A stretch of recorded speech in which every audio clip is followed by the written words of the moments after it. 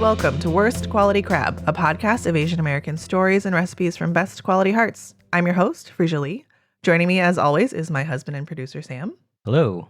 On this episode, we are super excited. This is a little bit of another cookbook launch, a little bit of a departure, a little holiday. This episode, we have founder of super successful baking company, blog, and Instagram, Milk and Cardamom, author of a book by the same name, Milk and Cardamom, and a new book, Desi Bakes, which is super exciting and it's gorgeous, and former MasterChef contestant, Hetal Vasavada. Hi. Hi. Welcome. Thanks for having me. We're so excited. No, I love this because when we first started the show, I was very much like, we're not going to do holiday episodes. We're just going to do everyday foods. And, you know, we're celebrating the everyday. And like literally every holiday, we've been like, let's do a holiday episode.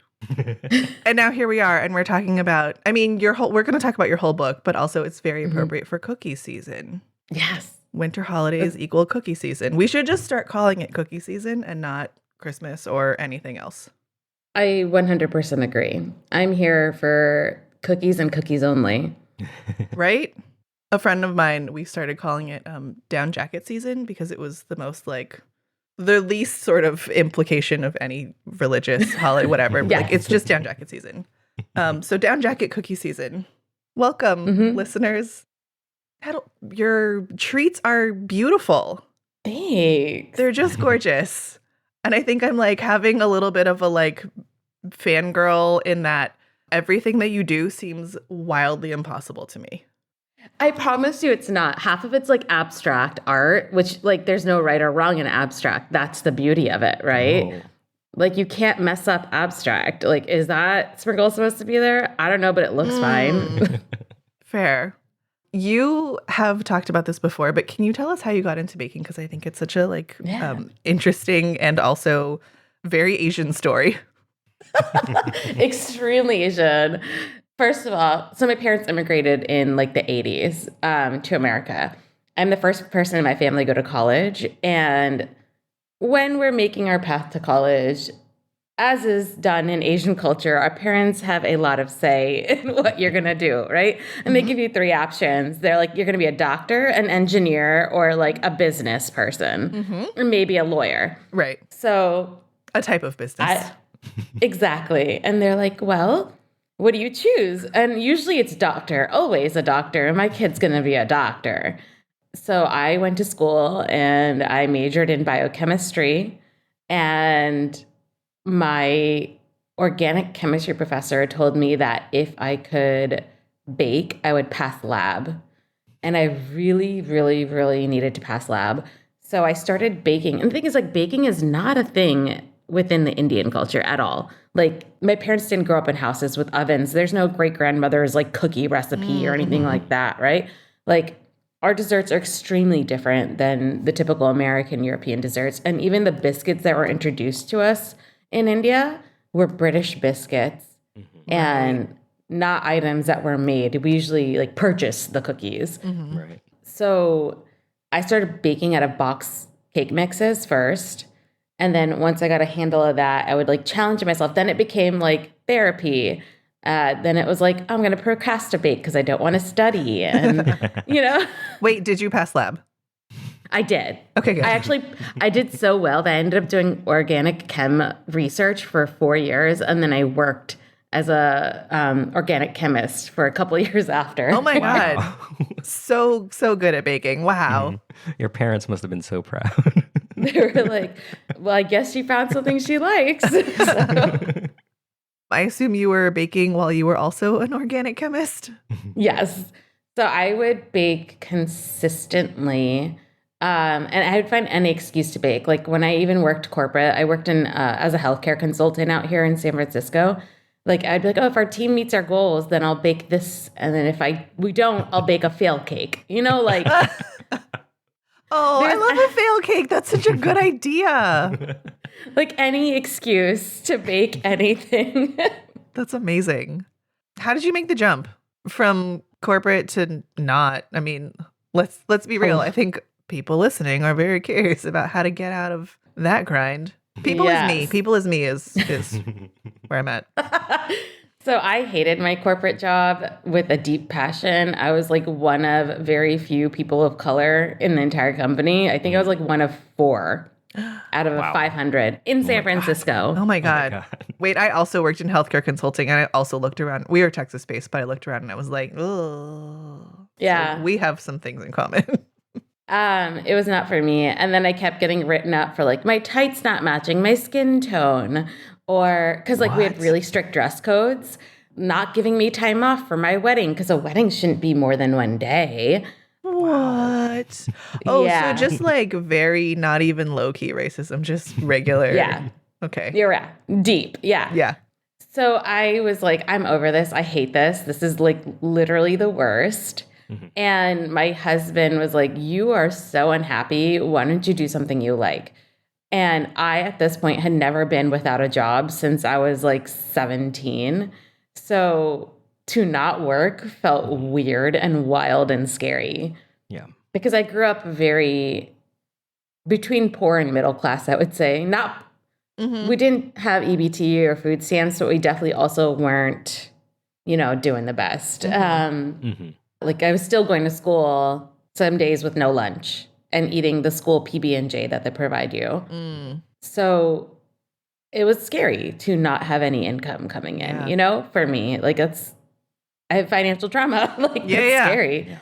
So my husband was like, just quit, just quit. And it took about like 6 months of him really pushing. And then he went to Singapore. So he worked at YouTube at the time, and he had to be in Singapore for work for a couple months. So he was there for a few weeks, and he's like, just quit your job and come to Singapore. That's amazing. Come here. Daddy Google's paying for everything because he was working for Google. Awesome. Yes, Daddy Google. So I'm like, all right, let's go. So I stopped, quit. And he's like, just take your time here to figure out what you want to do next and how you're going to get there. Because there's the other anxiety, right? Like we are told, especially as Asians, that your worth is based on not just your career, but the degrees you hold, right? That if you don't have a degree in a certain field, you are not worthy of being in that field. And I didn't have a culinary degree. Yeah.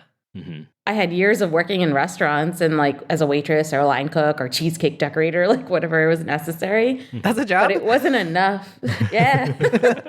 In Philly, it sure is. Oh, okay. We got you. So like I didn't have the confidence to go into food because I was like, well, I don't like, can you even call yourself a chef without going to culinary school?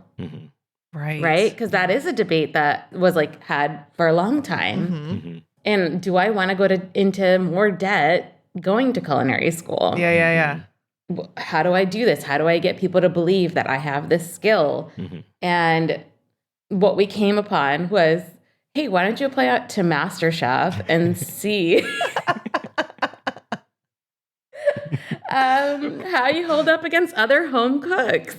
Because they're not going to be nice to you unless they really like your stuff. So my husband forced me to try out at the San Francisco auditions. And I just like kept making it past every round. And I'm like, I don't understand why this is happening, but I'm just going to go with it. Yeah. Awesome. Yeah. I love that so much. I love that it was just like, well, let me shortcut to the fastest sort of like credible thing possible. And also like the most insane. Yeah, I was like 26 and clearly riding high on my like youth. Oh, yeah. And lack of experience and Yeah. ignorance. No, I love that. No, it's so great though, right? Like I feel like there's a time in your life when you're younger and you're just like, yeah, fuck it, I can do anything. Like why couldn't I be on MasterChef? And then Exactly. and then you go through this like down cycle of like in some cases being a mom or just being in your 30s or whatever. And then you come out of that and you're like, you know what? Fuck it. Why can't I be on MasterChef again in your, late 40s or whatever? That's hilarious. I love that for you. I love that you're like, you know what? I don't want to get a degree. Let me do the like 1 in a million thing instead. It's beautiful. Let's see what happens. Yeah. It worked. You did it. Yeah, I was like, whoa. The funny thing is, like, my goal was never to own a restaurant. Like, that's typically most people's goal if they want to be in food. Mm-hmm. And I remember like stating it out loud after the restaurant challenge on MasterChef, and like every other contestant, including the judges, were like, how could you? Like, that's the only way. And I'm like, but there's so many other careers in food. And even our parents, like my parents thought the only way to be in food was to be a restaurant owner or a line cook.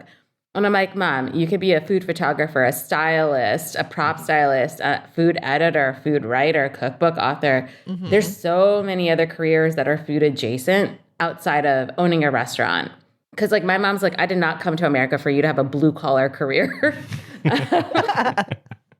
You know? Yeah. Yeah.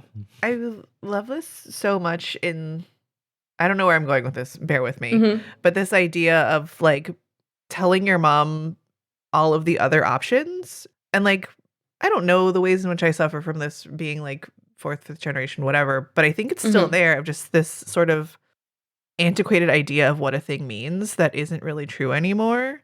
And the ways in which we either can like push back against that and try to teach them, or we just internalize it and then have to deal with it later in life. So I love that for you and that you told her. And I also think that like that is becoming more apparent across generations and across industries. All that to say, in my own head, I'm like, oh, are we headed towards a place where our kids are like, no, Mom, I can do anything. I don't need to go to any school. That's my daughter. My daughter's like, I'm not going to college. Yes, our oldest one too. Yeah. And we're like, well, if you know what you want to do and you're working towards that, that's fine. But you better know what you're doing. You know? As long as you have some sort of a plan in mind, please. Yes, exactly. And she's like, I will. I'm going to be a pop star. I'm like, oh, man. Yep. All right, let me start making friends in the entertainment industry now so I can, you know, Nepo baby you into it. Oh, God.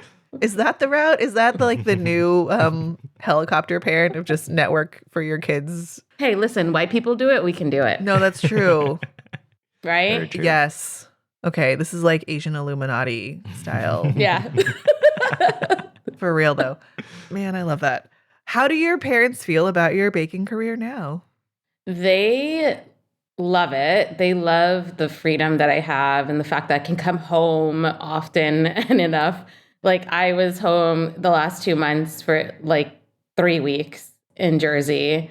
So like holiday season, I usually get to go to New York and do a lot of events and stuff. So they get excited. They also, you know, the fame of it all. Yeah. Like they're just like, wow, like Hetal's in the newspaper. She's in this, she's in that. And they get really, really like, Asian parents love nothing more than something to brag about their children. So the fact that I'm giving them consistent, you know, Flex content. yes, content to share amongst their friends, they're just like, yeah. Their main concern when I decided to quit my job was, what do your in-laws think? Because they were like, oh, Wow. and my in-laws loved it. Like my mother-in-law had like a degree in broadcast journalism. She used to do like entertainment reporting in India. Oh, So nice. for her, she was like, yeah, go for it. Like, we'll support you. And I'm like, they love it. And she's like, they love it. We love it. Interesting. And that's really all it took. That's awesome. That's also, I don't know, so Asian, so much family shit built into your like literal 15-second story. Oh man. Mm-hmm. So much to unpack. So much. Yes. We won't that much on the show, but I wanted to talk about something that you wrote in Desi Bakes in the beginning about how your parents sort of grew up in these very like artisan maker, learning a lot of craft households, and what that's like for you in your baking. Yeah. And I just really thought that was so beautiful, sort of bringing these like traditional elements forward. And I guess also where I'm going with this is like, why the ingredients that you use, like why, I mean, obviously culture, like duh, but you know, tell me more about what that's like for you and why it's important. Yeah. So for me, well, I think baking in general, you bake to feed others, right? Whether it's your friends or your family. So you want to make something that they're going to enjoy, that something that feels not too scary. Because I know if I made a traditional vanilla buttercream like birthday cake, my mom, the immediate reaction would be, oh, it's too sweet, you know?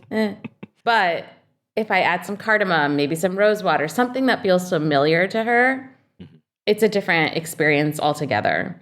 And I wanted to bake for my family, especially during the holidays, and create desserts that, yes, the young kids also enjoy, but also the older generation enjoys and feels a certain level of nostalgia for.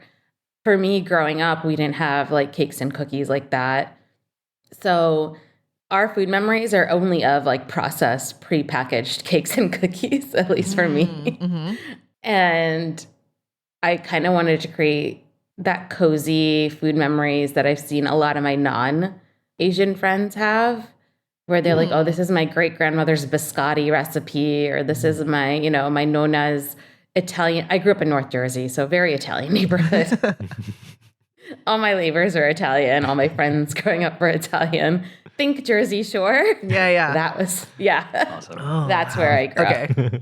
Got you. So they have very strong food traditions in the Italian American community, especially when it comes to desserts. And I definitely wanted something like that for my kids. My daughter, she has had gulab jamun bundt cake, which is a recipe from my first book, for almost every Diwali. And I have friends that will make it for every Diwali. I have family members that ask me to make it for Diwali and or Thanksgiving. And it's become now a new food tradition because the adults love it and the kids love it. And it's also more approachable because a lot of Indian desserts are really difficult to make. Like they're based more on practice and tactile. So like in American recipes, it'll say like cook the sugar till 350 degrees or it's at like whatever hardball stage, right?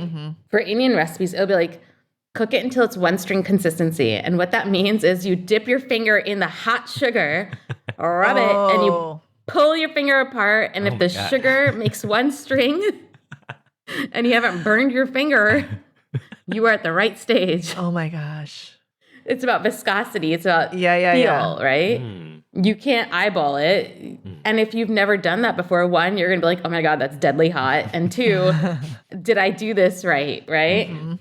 So it's very, like, you have to learn it from someone. And not even that, you have to practice it quite a bit before you get it right. Even with like gulab jamun, which is a very traditional Indian dessert, you'll see it on all Indian restaurant menus.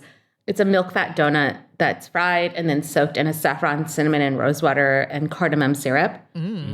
Yeah, all the things, all the spices, all the sugar. Yum.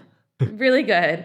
But if you don't roll the donut just right and there's cracks in it, it'll explode in the oil. If the oil's not hot enough or too hot, your donut will be too cooked on the outside but raw in the center or the other way around. Like there's so many things that can go wrong. And again, it's not like they're like fry it at 325 degrees, they're just like fry it. So you don't know unless you like sit down and try and make the recipe, but there's so many things that can go wrong. Whereas I feel like with like my recipe for gulab jamun bundt cake, it's just a pound cake with cardamom. And then I make the traditional syrup, which is fairly enough to very easy to make. And you just pour that onto the cake and you have one giant gulab jamun in a cake form. Yeah.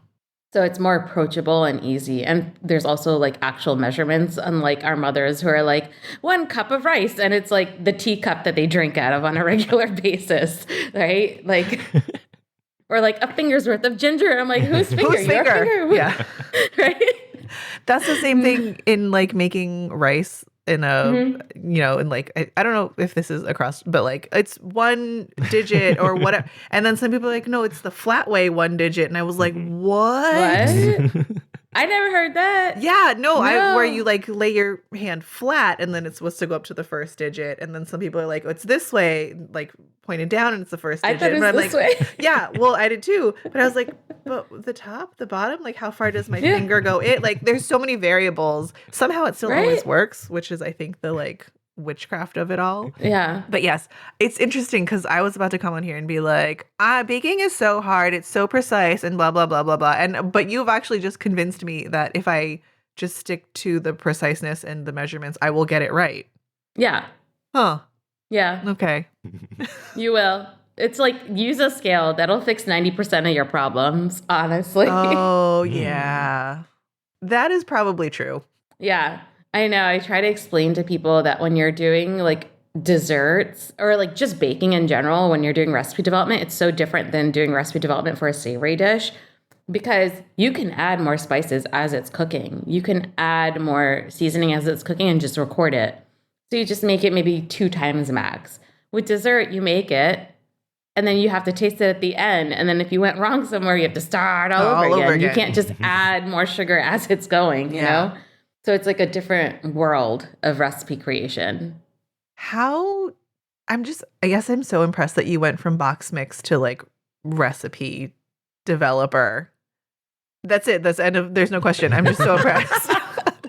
I mean, I guess, to your point of like, you don't have a degree in this, but you have a master chef behind you and you're like clearly naturally good at this.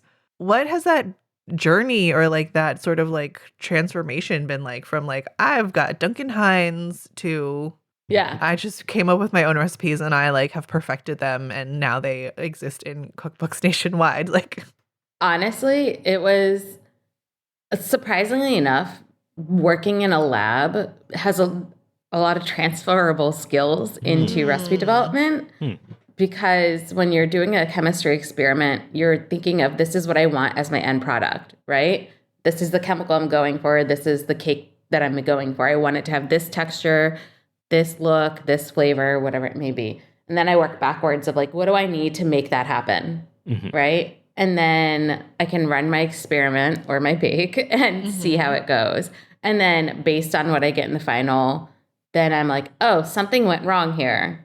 Let me look at my methods and my procedures to see if it was something that I did or was something wrong with my ingredients. Were my ratios off, and you go back and look at it and you try to figure out what you did wrong and then go back. So like being in the lab teaches you to fail often and then bounce back, and also to look at like how you messed up because you will mess up. Like it's inevitable that you're going to have fail in lab and you just have to be okay with it. And same with baking, you will fail, but you have to be okay with it and like figure out what went wrong and then try again. So I think learning those skills in the lab gave me more confidence to do it in the kitchen. To be okay with failure, to be okay with like, oh, well, the cake didn't rise. Clearly, like my baking powder is too old or something, and like being able to problem solve it backwards. My confidence in the lab gave me the confidence in the kitchen in that sense. And then as I was like also applying my chemistry background of like, oh, I know this is what went wrong because like, this is what it looks like when your leavener doesn't work. Or, oh, I want this cookie to hold its shape. I need to give it something with more protein or more structure. Or, hey, this cake is really chewy. I overdid it and the gluten developed too much. So like there's so much intersectionality between baking and chemistry that it was like a fairly easy transition. Wow. Your professor was not wrong. Yeah, he was totally right. I don't know where Dr. Moina is now, but he's definitely one to be thanked. Yeah, shout out. Dr. Moina. Yay. Damn. The number of times that you said be okay with failure, I'm like, but what? We don't understand that. I don't. Yeah. It took about 3 existential crises to get there. Thank you. There it is. I'm like, but how did you be okay? Thank you. Yeah. That seems more like it. Yeah. My best friend in college is Cambodian, and me and her we worked together and did the same research lab as well. And me and her would fail, and then we'd go grab cheese from a local deli and sit in the park and stare into space as we ate cheese together. To get go over everything in your head of like, what did I do wrong? Why didn't I get it the first time exactly right? Yep. I mean, I think that's how I feel sometimes about baking and cooking too, where I'm like, sometimes I'll get it the first time and I'm like, I'm amazing. And then I do it another time and I'm like, no, that was a fluke and I clearly cannot do this again. Or I don't get it the first time and I'm like, well, we tried that one once. Never mind. Yep. Wait, I have a question. What kind of cheese was this contemplation cheese? Oh, that's a good question. So there's this really nice like deli called DeBruno's in Philly near Rittenhouse Square. And they would always have like really nice blocks of cheese. Like it was either, I always go for like the nice cheddar or a handheld munching cheese, a harder cheese versus a soft gooey one because it's less messy. A handheld munching cheese. Yeah. And I've now passed that skill to my daughter because she now does it. Like I had a brick of cheese that I bought because, they're cheaper. Yeah. Yeah. So I found like teeth marks in the block of cheese. And I'm like, Laura, did you eat the cheese? And she's like, yeah. I just wanted a snack. And I'm like, well, let me shave that part off. So adorable. Amazing. That's like passing down your food traditions. Yeah, that's your food tradition. Very much so. Oh my God, that's so good. It makes everything better. And like the best part is my girlfriend was like lactose intolerant, but she still did it anyway. Sometimes you gotta. It's worth it sometimes. Yeah. That's like double existential. Yeah, we suffered together. That's amazing. Oh my God. How do we even top that? How do we move on from munching cheese and teeth marks in the block? I'm picturing like our kids going into the fridge now and like munching on cheese. Yeah. Yeah. And me finding it and being like, what happened here? I mean, there's people that are like, oh, my favorite snack is shredded cheese straight from the bag. I'm like, oh, you had shredded cheese money? That's cool. That's cool. You know what? Our kids love shredded cheese straight from the bag. Right? And that's us breaking the generational curse, right? Mm-hmm. Giving them better. Yep. That pre-shredded cheese. Oh, God. It's funny. I have my generational money trauma, or like healing the generational money trauma, is buying snacks at a movie theater. Yes. Like from concessions and not like going to sneak them in first. 100%. Mine is not couponing. My mom was a coupon queen. She would go to the store and they would owe her money. Like, she got banned from our local ShopRite because she was couponing so hard. Like, yo, that's a straight up skill. That's so impressive. She's unreal, but oh my God, forget it. ShopRite had one day or like a week every year where they'd like double coupon plus like coupons on top. This is when they didn't like regulate any of that stuff. But they had like a limit on how much you could buy. Mm-hmm. So she would put me, my sister, my little cousin, herself, my dad, and my other cousins all with different carts. I'm like 9 years old, like 10 coupons in my hand and a little bit of money. And I'm just like, please don't ask me where my mom is. Please don't ask me where my mom is. As I'm buying like 10 pounds of butter, like, because we had to make ghee. So that's our ghee season. Oh, yeah. And then we come home and you sit there in a circle unwrapping blocks of butter to make ghee. Oh my God. Wait, talk about this, please. Yeah. Tell me more about this. So ghee is the main fat that's used in a lot of Indian cooking. It has a high smoke point and all that fun stuff. It's also like my mom's version of, how like in My Big Fat Greek Wedding, the Windex, where like put some Windex on it, it'll fix it. Mm-hmm. It is my mom's version. Like my daughter like had a scrape on her face. She's like, I'll put some ghee on it. It'll be fine. Oh, you have a sore throat? Here, have a spoonful of ghee. It'll make it better. It fixes it all. And of course, like it's cheaper to make your own ghee than to buy. And always the store-bought ghee is never good. Right? Oh, it's not good enough. Mm-hmm. So we would go to the store. All of us would have a limit because of the limit that's put on how much you can buy. Mm-hmm. And then on top of that, once she's bought out all the butter, she'll get rain checks. Yes. Oh my God. Low-key scheming. This is amazing because like I could never, the idea that I have to talk to a person to be like, could you give me this thing that I guess technically I am owed, but you don't have? Yeah. So she'd buy all the butter, then get more rain checks on top of that, and then make us all wait in different lines to buy the butter. And then we'd go home, sit in a circle, and just unwrap butter sticks for like an hour. and throw them in this big vat. And then she would make enough ghee for like 10 families. And then that would be what we live off of for the next year. Wow. Wow. And like we had to like stand there and like stir because the fat would burn otherwise. So like we were like standing there like getting a grease facial as we stir the butter. You know, it was like strong memories. And the house, of course, smells like ghee for like the next 3 days. Yeah. And it's usually, for some reason, the butter's always on sale in the middle of the high heat of summer. Oh. Which never made sense to me, but yeah. God, your mom sounds so great.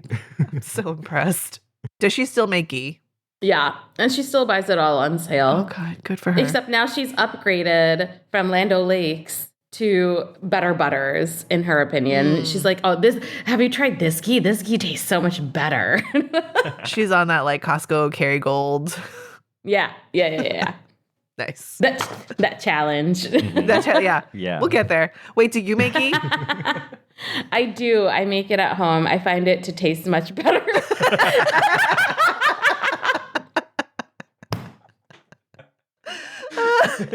I am my mother. We're all slowly turning into them. Oh, God, it's so true. This is amazing. I remember buying it when I first moved to California. And I'm like, this smells weird. I don't like this. Okay, this is really interesting because like we have bought ghee and I'm always like, I think I'm supposed to like this, but I don't know. Maybe I should try making it. Yeah, make it. Because I straight up just love butter. Okay, but there's 2 types of ghee.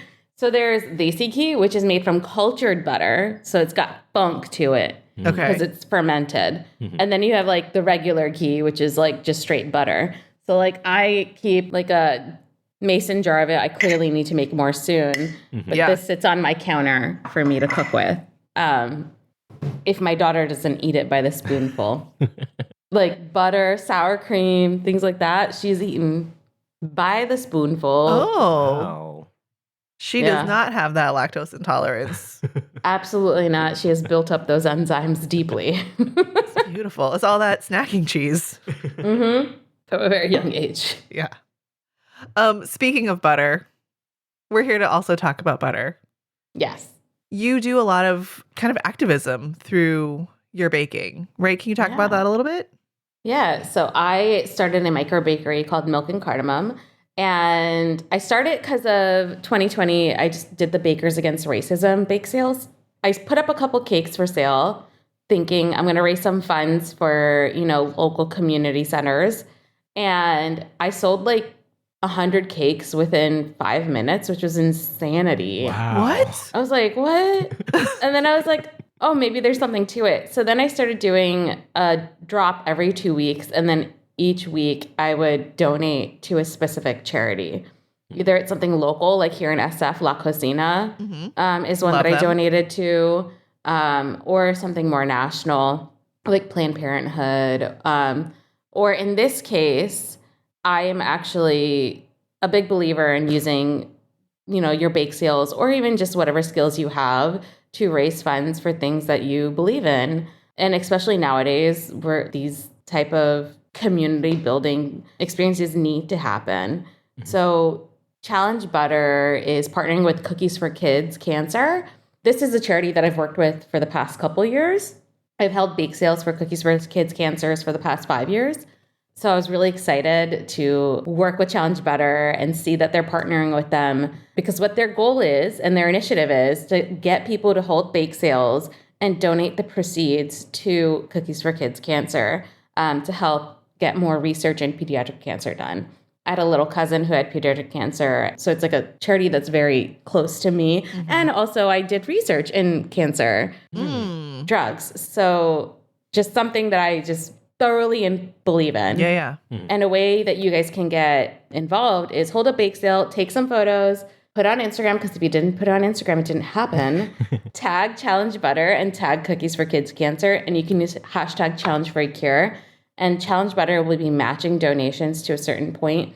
But also the hope is that you inspire your friends and family to hold bake sales to help support Cookies for Kids Cancer as well. And if you're unsure about what to bake, Challenge has some new holiday packaging with these gorgeous and very easy snowflake stained glass cookies inside the package. So keep an eye out for that if you're not sure what to bake, but you need an easy recipe and one that you can do with little ones. This is a good one. That's awesome. So I was thinking like we're heading into holiday season, which means no school season, really. Yeah. And I'm like, oh my God, we need things to do. And our kids keep asking me to bake things. And I'm always like, because it's hard. Like, okay, I guess give me your professional tips on baking with kids. Oh, I got you. Okay. First, pre-measure everything, right? Because like asking a kid to measure something and put a lot of something in a very tiny cup is not going to happen without a mess. So what I'll do is I'll pre-measure everything and I'll put it on the counter. Is it a little bit more work for you? Yes. Is it a little bit more dishes? Yes. But the kid will be really happy and you won't have to be cleaning up after them and stressing. The stress part, it's that. Yeah. Of just me being like, oh, no. Yeah. Exactly. So I pre-measure everything. Like, you're going to tip it too soon. It's too much. Yep. So measure everything out, and then you can hold their hand while they dump it into the bowl. Or have them hold your hand if they're little enough. My kid's 8 now, so like I can trust her to dump stuff in. But before those skills are there, the hand-eye coordination hasn't exactly built up yet. I will hold her hand and like help her. The other thing you can do is don't even get them involved in the making of the cookies part. Just get them involved in the decorating. And one of the easiest ways to do it, I'll make a plain sugar cookie dough and then I'll divide it into 3 or 4 parts. And divide a couple of them, red, green, blue, whatever, with some food coloring, just knead it into the sugar cookie dough. And then I'll roll out one sheet, and then she can take pieces of the colored sugar cookie dough and press it on. And make little designs. And then I roll it out, and we cut out the cookies and put it in the oven. That way you're not messing with them having food coloring or sprinkles or anything like that. They're just tearing apart pieces of colored dough and pressing it onto another piece of dough. Oh, see, this goes back to like, it's all abstract. You can't mess it up. Because like we have done some of this and sometimes we'll roll out the sugar cookie dough and then we get out the cookie cutters. But then they want to decorate and they're like, decorate the Santa or whatever. And we've got like frosting and sprinkles Icing. all over the place, icing. Yeah. And I'm like, this wasn't that much better. Yeah. And if you want to be even more simpler, you can buy sugar cookie dough from the grocery store, roll it out, cut it out, bake it. And then on Amazon, you can buy edible markers, like edible. Oh. And then I just hand the markers to Ilara and I let her color the sugar cookies that are already baked. So she could draw faces if it's a snowman and Oh, yeah. We're going to have to get those. Less mess. You can also find these. What I do for her school is I'll bake cookies. I'll dip them in icing, let it dry. So just plain white icing. But you could also buy these at the store nowadays. You'll find just sugar cookies with just white icing. And then on Amazon, they have these things called food coloring palettes. It's just a piece of paper that has dried food coloring on it. And they'll have 3 or 4 different colors. And then I'll buy like cheap lip gloss brushes because they're meant for, they're food safe. And then I'll give it a little cup of water and then you can dip it into it and rehydrate the food coloring and then paint the sugar cookies. Wow. Oh, that sounds so fun. Yeah. So there's a couple ways you could do it without them being covered in frosting and sprinkles. Like that's my worst nightmare because, as soon as they're covered in sprinkles or they start licking and when they start licking, they give you all the germs and I don't want that. So like they're not gonna, lick the food coloring. Maybe they might eat some cookie dough, but that's fine. Yeah. Fine by me. What I don't want is like a lick and then it doesn't go in the oven and immediately get cooked and let the germs kill it off. You know what I mean? Because like sprinkles and frosting is going to be on there at the end. Like I'm not too worried if she like licks her fingers and then goes back to the cookie dough and then I'm just baking it all off. Yeah. It's all going to die anyway. And it's just for us. There is a lot of like, can we eat the sprinkles from the tray? I'm like, well, I hadn't intended for you to have a sprinkle lunch. So no. Yeah. I don't even go there anymore. I'm like, No, I know what's going to happen. That's great. We're not going there. I love that. Okay. I love all of this. And let's say someone wants to do a bake sale for challenge and cookies for kids, and they want to bake something from your book. Yes. What would you recommend? I have passion fruit shortbread cookies that are really easy to make because you just press them into a cake pan and then you cut it into 16 bars. So instead of like having to sit there and mold 16 individual cookies, you just make one big pizookie of a shortbread and then cut it up at the end. So it's faster and easier. Hold on. Does everybody know what a pizookie is? Sam, do you know what a pizookie is? Yes, like a pizza-sized cookie. Yes. Have you ever had a pizookie? Yeah, I think I have. Okay. Because it's... Why do you ask me in particular? I don't know, because I feel like it's a West Coast thing, but maybe it's not. We had pizookies. Okay. I don't... Yeah. Mrs. Fields, pizookies. Yeah, exactly. At the mall. Oh, okay. When I was in college, it was like a brewery that their big thing was like pizookie. Oh. And we would all go because we were like, oh, this is our... Whatever, we're eating out in college. This is like, oh, we're splurging. And also we're going to like share this, giant $8 pizookie or whatever with a scoop of ice cream on top. Yep. Okay, what else? What's another one from your book?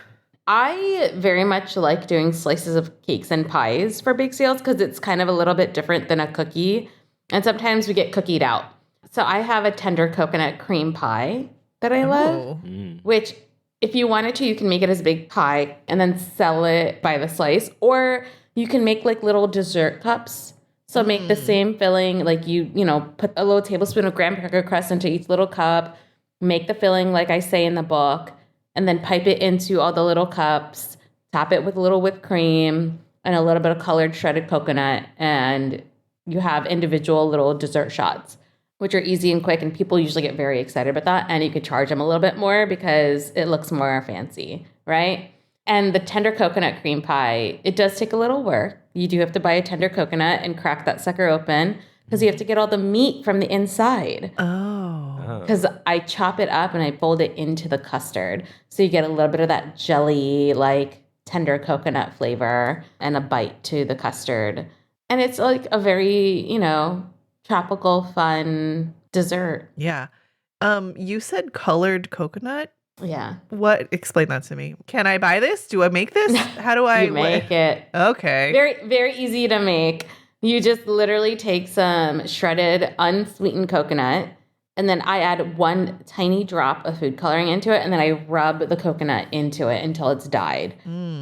This is what like a lot of crunchy granola moms will use as sprinkles on cakes and stuff. Yeah. I like the way that you straight up air quoted sprinkles with a face. Yeah, I get you. Because that's what they do. They'll like take like beet coloring and mix it into the coconut until it's like pink, and then they're like, this is sprinkles. I just like that you said crunchy granola. I haven't heard that in a while. Yeah. Yeah. Is that an East Coast thing or what? Have you heard that, Freesia? Well, I know I know what a crunchy granola mom is, and also I think we are originators of the crunchy granola moms on the West Coast. Thank you. It's a very West Coast thing. Yeah. When I first moved out here, the cultural differences was wild to me. Like seeing people running midday, I was like, don't you all have jobs? No. Or like people eating a big salad for lunch. I'm like, what is this? Because like we would have real food. Oh, yeah. We are the originators of a big salad. Big salads, I think, were born in California. Yeah, like because when I worked in New York, me and my friends would go out and have like Korean food for lunch and like have like sundubujigae for lunch and stuff. Like there was no salad. Yeah, something hot. Yeah, exactly. It was always like something hot, like an actual meal.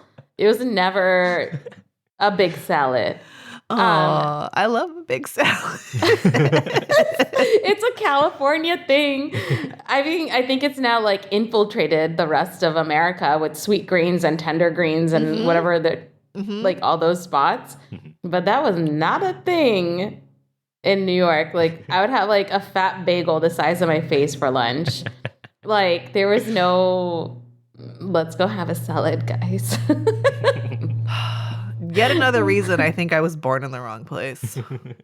What a fat bagel for lunch. I remember like I had the epiphany like sitting down. It's like maybe my second or third day of work here. And I sat down I had gotten noodles from the Thai place, and everyone else was eating a huge salad. And I'm like, where's the rest of your food? Oh, this all tracks.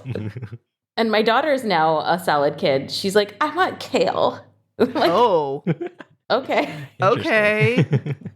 We have one salad child, but she's pretty basic in her salad. She wants shredded cheese on it. No. Yeah. This one's like, her favorite salad is kale salad with massaged with oil and lemon juice and salt with Parmesan cheese and lemon zest. Okay, And first of that's it. all, I love that Sounds salad, pretty but good. it took me until I was like 35 to like that salad. Yeah. That's her favorite. Like, she will pick that over pizza. Wow. She's done it in the past, and we all look at her like, what is wrong with you? And then people on Instagram are like, how does your kid so healthy? And I'm like, You're like, look, I'm trying to go the other way, but Yeah. this is I got her snacks, right? You know, like those 25-cent, well, they're not 25 cents anymore. They're probably like $1.25, like the little bags of chips. Mhm. I got like a Costco sized box for her because my mom would never. Yeah, She would buy yes. the big bag and then put it in a Ziploc bag that I had to Yes. bring back so she could refill it for the next day. Oh my God, I live this battle constantly with myself internally. So I bought her these chips, and I look in the box, and all that's left is like Cheetos and Fritos, and all she ate was the corn chips, like and I'm like, you don't want the rest of this? She's like, nah, I don't really like them. I'm like, who are you? You're like, but this is nacho. It's Yeah. wow. She hasn't been eating them.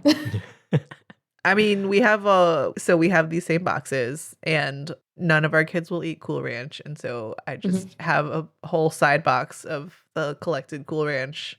And I'm like, this is my girl dinner. Thank you. Like, You guess know? I know what my snack is. She's got interesting food habits for sure. And it's 100% me and my husband's fault. Like, we took her. Did you know there's a cheese trail in Petaluma, like in Marin and Sonoma area? I know about some of the cheese spots. I didn't know there was a whole like Trail. tour trail. There's a trail and there's like a map and everything. So one year we went on it, and we started doing it every year on like Mother's Day. Ooh. We'd go to different creameries to try cheese, and we would feed her like the cheese that would make my eyes water. I'd be like, I'm not going to eat this, but I'm also not going to offend the vendor who's standing right in front of me. So I'm going to feed it to my baby. And she ate it? She loved it. Rind and all, baby. She loved it. Oh. Wow. And I'm like, I've built this. What is it? You know how people are like, I built this FYP brick by brick. I'm like, I built this palette brick by brick. Yeah. It was my fault. Wow. I mean, very impressed, honestly. And also, I'm so sorry. The future that lies ahead of all of you. Yeah, it's going to be expensive meals in the future, I'm sure of it. Our thing was that our kids basically had only had like a $5 or more expensive croissant for like the first 6 years of their lives. And I was like, it's because I don't eat Costco croissants. Yeah. And I don't want to eat an airport croissant, but like, will I pay $7? Arsicle or Any number of places, Arsicle, yeah. Beef patisserie, wherever. I'm like, yes, I will. And so they're like, nom, nom, nom, nom, nom, nom, nom. Like, I want Yep. that. And I'm like, oh God. Mhm. Oh God. Yeah, I mean, my husband's from Alabama, so she has inherited a bit of his trash palette, thank God, for our wallets. But her berry addiction almost like put us out. No, oh, yeah. The farmers markets and the summer berries, forget it. I will not let them look at blueberries. Yeah, the farmer's market berries are expensive. Yeah. It was like $16 for, I think, a quart. Yes. That they will eat in one day. Yep. I know. That's why I'm like, no. I will get the half flat of strawberries at the end of the day. That's $20. And you guys could That's just the key. go to town on that. Can I tell you my Bay Area secrets for cheap produce? Hell yeah, please. Yes, like you said, go at the end of the day. I'll go to the Alamany farmer's market towards the end of the day because everyone's trying to get rid of everything. Sagona's has like a cheap section in the back. Sagona's farmer's market. Where's that? Right in Redwood City, and then one in in the Stanford shopping mall, and then I think there's one more elsewhere up closer to San Francisco. They have a section where they put all the produce that's like close to going bad but hasn't gone bad yet. I bought a flat of mangoes for $3, which is so cheap. Like the honey mangoes that are like usually $2 per mango. So I'll buy from there. Lunardi's, which is a grocery store here in the peninsula, they also have a going, gone section as well. So I can buy like potatoes, mushrooms, things like that there. Burlingame has a market. I think it's an Arab market based on the food I see there. But it's like the Burlingame Farmers Market is what it's called on Broadway. They also have a little going, gone, produce is going to go bad. Please buy it now for like less than $1 section. So I'll go and see what they have there, buy whatever doesn't look too sad, and then I'll go home and prep it and either freeze some of it or use it for that meal for the next 2 days immediately. Sounds like you're not couponing like your mom, but you're kind of doing something in your own way. Thank you. Yes, I am my mother in many ways. Yeah. I don't have the energy to sit and cut coupons every Sunday for like 3 hours and then match them up to the deals that are happening, which is what my mom would do. But I've learned how to make very little money go very far when it comes to food. Because in college, my parents both lost their jobs. So I was paying for my own schooling, my tuition, my rent, all of it. So my main go-to meals were me and my best friend, we would buy pasta together, a bag of potatoes, and polenta. And then if they were on sale, dried beans or canned beans. And almost all of my meals were like polenta or potato. I don't hate that. Yeah, very filling. Our youngest, our middle child, all of her meals are mostly potato also. Oh, what's your favorite vegetable and your least favorite vegetable? That's my favorite question to ask new folks that I've met. Oh. Tells you a lot about them. Well, is a potato a vegetable? It is. Okay, then it's potato. Is my favorite, obviously. Least favorite? That's hard.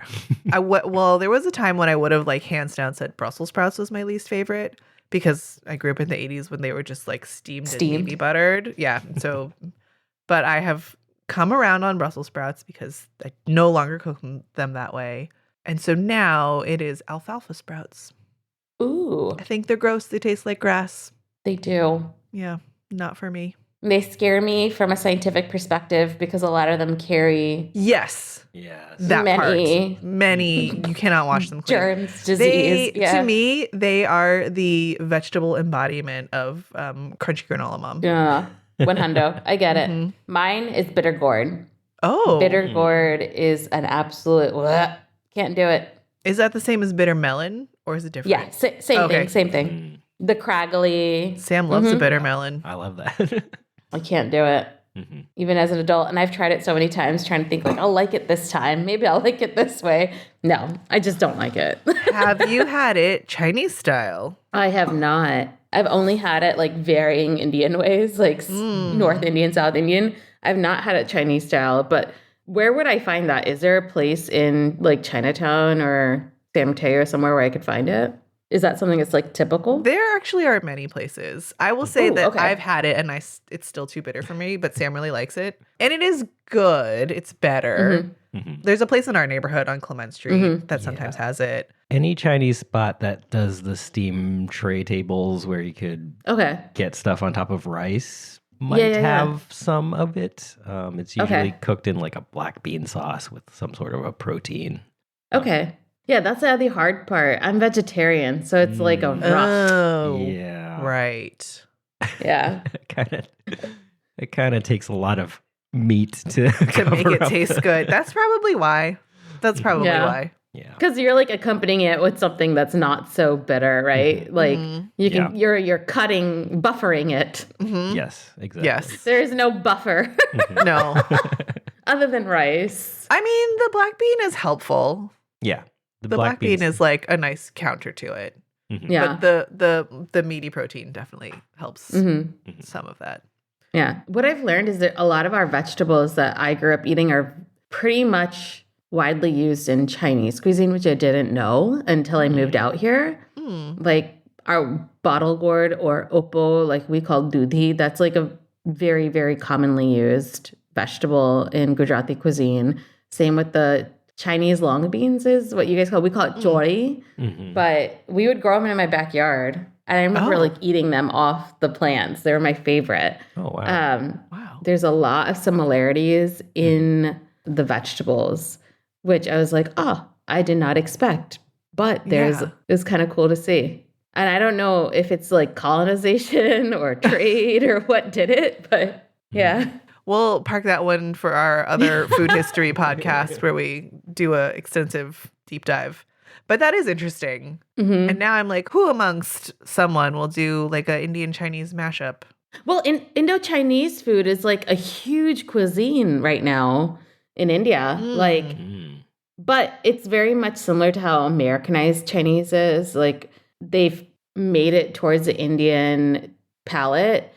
So like we'll have Hakka noodles, but the noodles are very, very spicy with like sometimes I'll add paneer to it and then like some bell peppers and stuff. We do Manchurian, which is vegetables, typically cauliflower or sometimes cabbage and a couple other like carrots and things like that are deep fried, sometimes battered like tempura, but we use our batter, which is a chickpea flour based batter. And then you toss it in this like sweet and spicy sauce.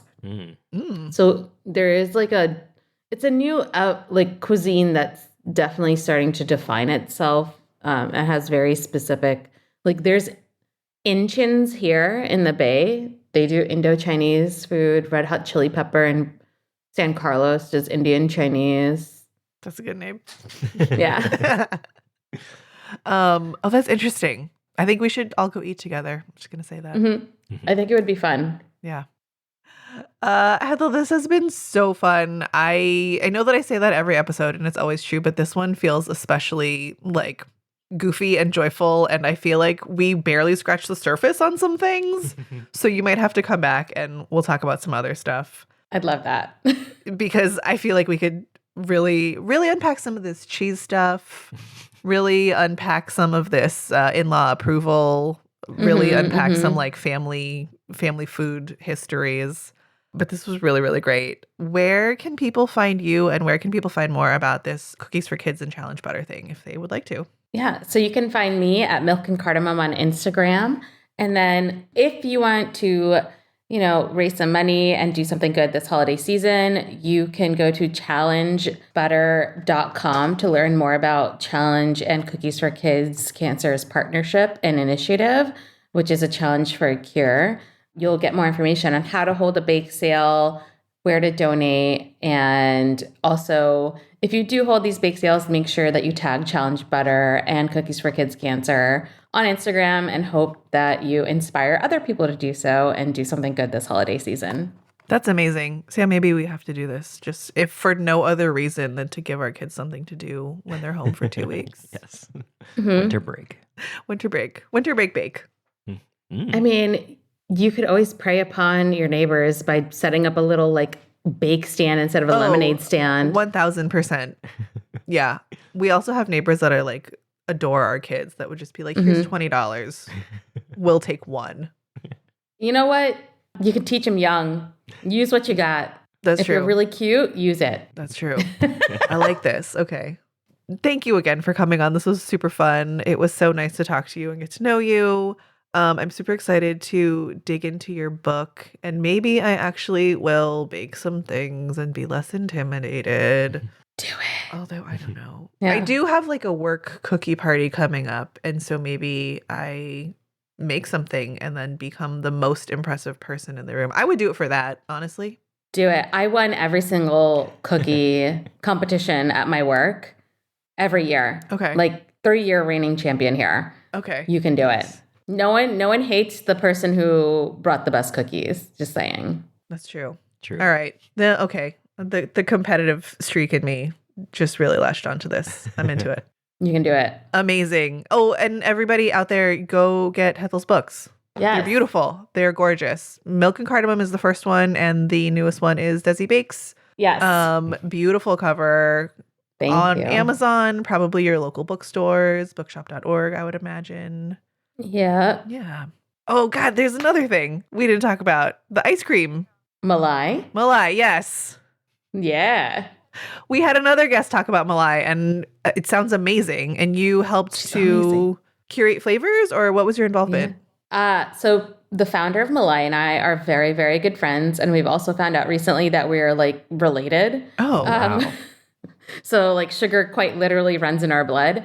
And I recently did a collaboration with them that's still going on where we did a tender coconut ice cream pie that's being sold at their stores. I've done collaborations in the past with them for different pies. So you can buy it on Goldbelly, and their ice creams are just like, Pooja does a really phenomenal job of creating, not just taking the basic Indian kulfi flavors, but like really having fun with it. You know, doing like a guava and chili, and like she just does really fun Indian flavors, which I love. That's amazing. Awesome. New York listeners. Yeah. However many of you, go there, go to Malai, eat all of the things for me. And DC. She has a shop in DC now. Oh, nice. Awesome. Oh, yeah. Oh, we've got some DC listeners. Yeah. 2 of them. And Philly soon. Philly coming in spring. Hey. She's doing great. That's amazing. I love that. And she's a cookbook coming out next spring. I mean, if we're going to give laurels, I got to like... For sure. Yes. I love this. It's great. Oh, man. This is so... Seriously, we could do this forever.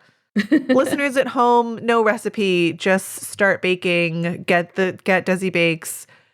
Get some challenge butter. Hold a bake sale. Enjoy your holidays. Like, just cookie it up. It is cookie season.